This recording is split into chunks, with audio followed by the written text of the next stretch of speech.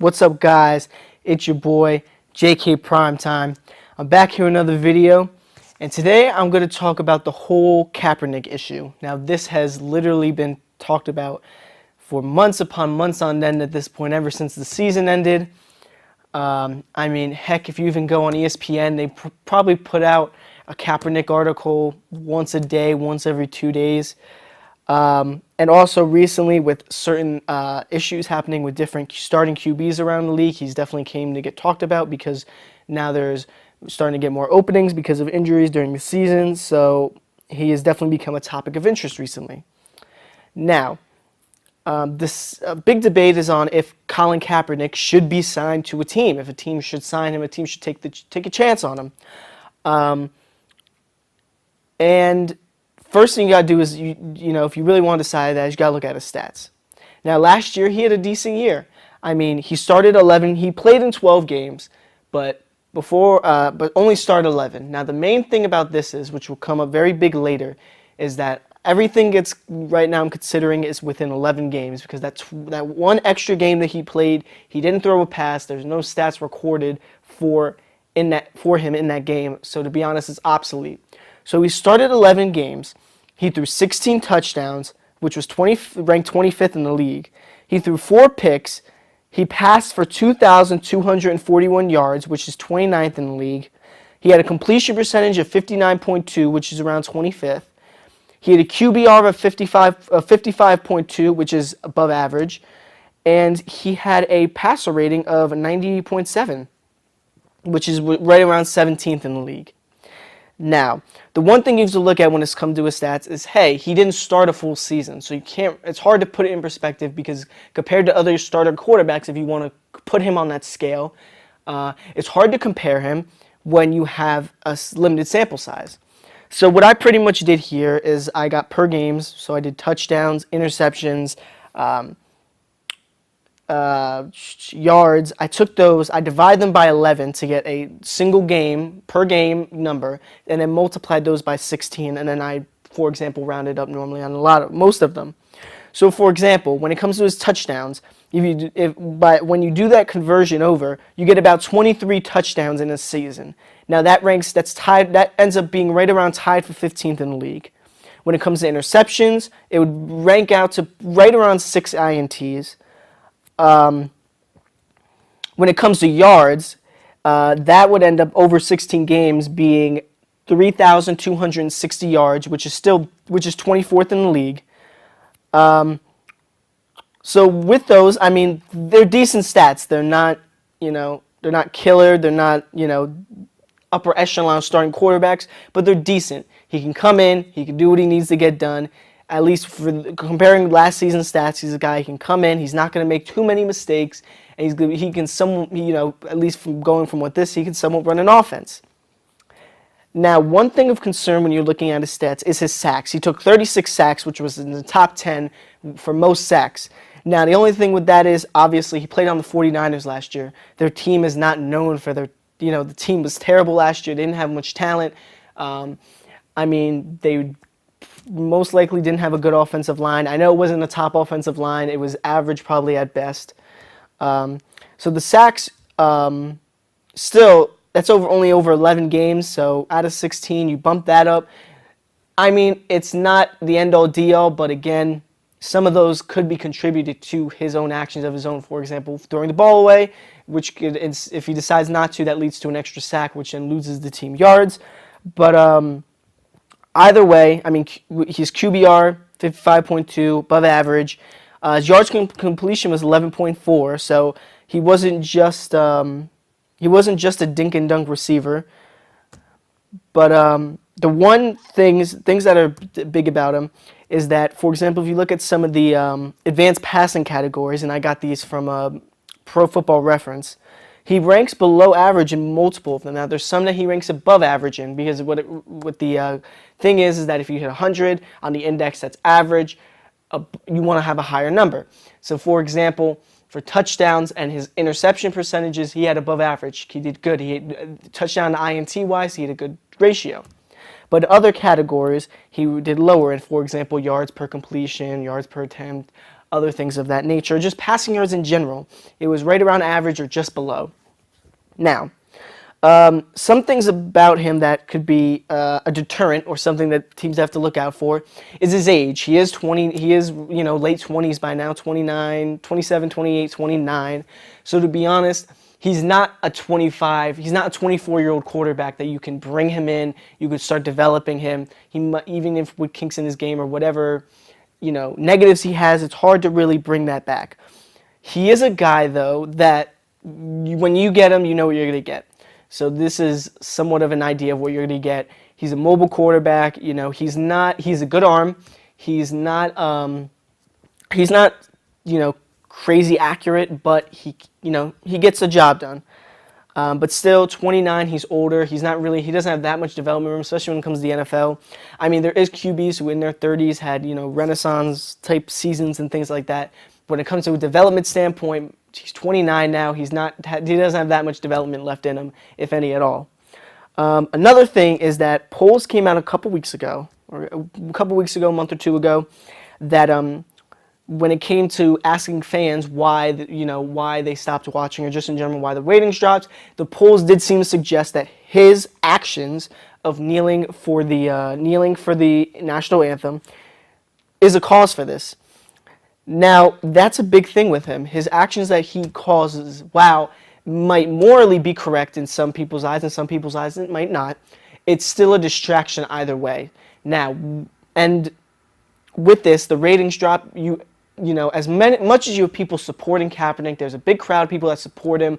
I mean, at one point, he had a solid little bit of time where he led the league in jersey sales, because there's a lot of people that rally behind him. But with that, there's also a big group of people that also rally against him, that have backlash over his actions, and see him as, for example, a traitor for deciding not to stand for the anthem and kneeling for it. It's seen as disrespectful to the nation in general. So I mean, he does have that. You have to. It's something you have to consider, because if I'm going to sign you as a quarterback on my team, do I want to take the chance of alienating a certain part of my fan base by signing you? Now, while looking at his stats, to be honest, he's not going to be a guy that is going to be a franchise QB. He's not a franchise QB. He's an average QB. He can come in. He could start if you need him.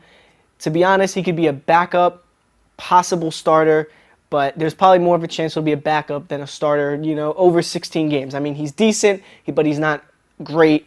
He's average. Now, with that's hard to take on. All that baggage for an average quarterback, that could get your team some wins, but if he's not going to be able to lead your franchise to anything in particular, for example, like let's say a playoff win or a Super Bowl, then is he really worth signing? Now, some of these reasons for him not getting signed have also just been situational. I mean, all the teams that have been have been in the majority when it comes to getting talked about, are teams that are solidified at their starting spot. They have their QB, at least in their eyes. For example, you have the Seahawks. They have Russell Wilson. Russell Wilson's probably maybe not just getting into his prime as a quarterback. The Dolphins, they like, at least for now, they like what they see in Ryan Tannehill. He's their guy that they're focusing on. Joe Flacco, they're paying him, top quarterback money. Trust me, they are not going to have Kaepernick be the starter, in that case. So in that case, is he really worth all that baggage to be a backup? Another thing that you have to consider is that the media there was reports saying that he was demanding around $10 million a year. Now, if you can look back before, let's say, Jay Cutler signed to the Dolphins, you would think, that's a decent number. That's definitely starting quarterback money, $10 million. That's not a guy who's going to be, a backup for your team most of the season. So if you look at some of those teams like the Seahawks, who still had Russell Wilson, the Ravens who still had Joe Flacco, I don't think they're going to want to pay him $10 million. With Flacco, they were paying him $16. At $10 million, he'd be above what Russell Wilson's making. So, at least from a majority of his career so far. So in general, that'd be a lot to take on. But even if you take half of that, it's still 34th. So that would be a little better. It's borderline. Even though his team has denied that, those weren't his actual demands, still, let's say if it was, that's definitely a big chunk of money to take on, either 5 or 10 million, where you could get a backup quarterback that could be of a similar caliber for a lot less money. Now, when it comes to some of these ones, again, he's focused on being an activist, which is, it's great for him. But if you're a player, you want his big focus to be on football. And with Kaepernick, when you look at him, whenever you hear about Kaepernick, a majority of it is not because of football. Like, for example, I look around social media. I don't see videos of him, hitting it at the gym like, James Harrison. I see a lot of his activities, which are great things. He went to Africa. He's donated hundreds of thousands of dollars to improving, inner city communities. What he's doing is, great, no matter what context or what motivation it is for doing it. It's still, at his bare bones, is a good deed, but he's not showing me, at least from a public eye, that he's working to be a quarterback.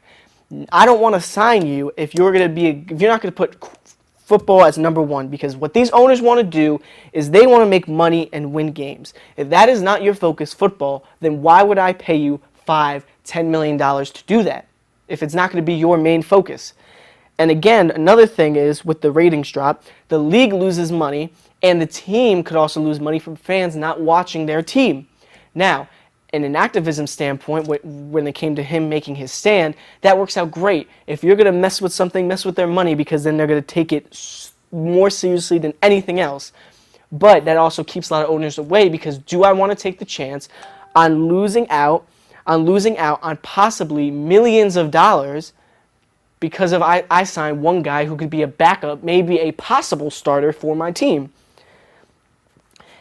And another factor you have to consider is, for example, the Dolphins. The Dolphins, from the beginning, as much as people linked Kaepernick to them, he was not going to sign to the Dolphins. There's photos of him that have him wearing a Fidel Castro shirt, or having Fidel Castro on his shirt in a sympathetic way almost. When you look at Miami, there's a decent sized chunk of Cubans in Miami. Now, some of these Cubans, not all of them, but some of them have been people that have lived in Cuba that came over to Florida to get into the United States to escape Fidel Castro's reign. Their fan base, especially with the Dolphins, they're not going to want to cut out Cubans not liking their team because of Kaepernick, because he is, in their eyes, a Castro sympathizer. They're not going to stand for that. The Dolphins are not going to take that risk. That's alienating such a big part of their fan base and the possible Miami community that they're not going to do that. So with the Dolphins, it was never going to work out. The Ravens, supposedly it was because of the owner, but again, these points I mentioned when it comes, just even to a money factor, is something that the Ravens are not going to want to do. The Ravens are not flying around with cap room to just hand out to guys either, which makes it, a little more tougher in its own sense. But overall, Kaepernick, he's an average quarterback. He's not great. He's not terrible. He's decent. But decent, for what he's doing, is not going to cut it. Decent's not going to cut it. He needs to be a guy who can be top half quarterback. Which, he had a good season, a decent season last year. But it wasn't a great season. It's not a season where a team's going to be like, we have to get him. He can lead my team to the playoffs. He's more of, my starting quarterback got injured. I need some help. Which, there's that. But, in general, what Kaepernick is doing, no matter what you believe politically, just him donating money to different foundations and working to try to, improve the lives for others, is something that you can't take from him, and that you got to commend at least for what he's trying to do. But in general, when it comes to a money sense and just support of the league, he's not gonna get that support. So I wouldn't be surprised if he does stay like that. For example, talent's not everything. If you look, for example, with Michael Vick. Now, you can't compare the actions that got Michael Vick in trouble compared to Kaepernick, because they are nowhere on the same caliber. They're just not the same actions in general. I mean, murdering dogs and kneeling for the national anthems is totally different, but the backlash they both faced was similar. Colin Kaepernick, I mean, Michael Vick is very well hated, even now, even after, what's happened in the rest of his NFL career. And Kaepernick's disliked right now, even though he has support around him. He has support, but with that support, he also has a lot of hate for his actions as well. Now, with Vick, as you could tell, I mean, he came to the Eagles. I mean, that first season he came in, he was more of a backup. But he came in the next season and did great. He had arguably a Pro Bowl type season. He did great that year. The one thing that held him back, obviously, was injuries. But still, he had the talent, but no team wanted to sign him. Even the Eagles were wishy-washy on signing him. The only reason why that they did decide to sign him is because Andy Reid put trust in Donovan McNabb, who gave Vick an endorsement and wanted the team to sign him because he said, I'm going to take him under his wing and we're going to, work with him.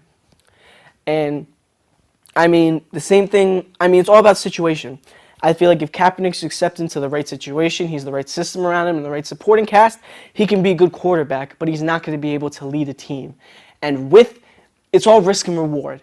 If your team is getting a decent quarterback worth all that risk, And I feel like that's what a lot of teams are doing. They're weighing risk against reward. Do I want to get a guy? I mean, he could be a solid quarterback for us to be able to hold us over until we find that franchise guy. But then to be able to be hated, getting support, but also be hated by a big group of our own, fans of our team and possibly lose money, is it worth all that baggage? Because in their mind, let's say if you're going to make him, for example, a backup and test him to see how well he does if he can become a starter, do I really want to spend that money, not even spend the money, but put him on there with that baggage? Because if he doesn't pan out, what am I going to do? I then have a backup quarterback sitting on the bench with a huge amount of hate towards my team, and I'm losing money because I have him on a roster spot. And so, to be honest, that's something you got to consider. So, to be honest, I do not see him getting signed in the near future. I mean, hell, you look at, the Browns. You don't see Hugh Jackson going to want to sign Colin Kaepernick. You don't see, the Rams are another team with, terrible quarterback. They have young quarterbacks, but they don't have a guy who can come in and start for them. But, I mean, to be honest, even the 49ers weren't that keen on keeping him. I guarantee you that, if he's not asking for a lot of money, why, in that case, why wouldn't the 49ers want him back? Again, part of it is because they want a tank, so you don't want a quarterback to be leading your team to wins. But to be honest, the 49ers in general went 1-10 last year with Kaepernick, even when he started. So to be honest, they wouldn't be winning that much anyway with him. So to be honest, there must be something that these teams see that obviously we don't, or they just don't want to take the risk. Again, a lot of this is risk and reward. It's a big risk, and to be honest, the reward isn't that huge. You get a good quarterback, you get possibly a good quarterback. He could be a solid starter. But then the risk is that he doesn't pan out, you lose money, you become one of the most hated franchises in the league just for having one player that might not even make that big of an impact. So, with the whole situation, though, that's my, what I've said on it. But to be honest, I want to hear what your guys' opinion of this is. So in the comments, please feel free to share if you think, he should be a team should take a chance and sign him, if they shouldn't. Also, if you have a team that you think he would fit well with, that would meet his needs and wouldn't, he'd be able to realistically sign to, please feel free to mention that. In general, that's all, If you like the video, like it, subscribe if you want to hear from some more content. But overall, I'm out.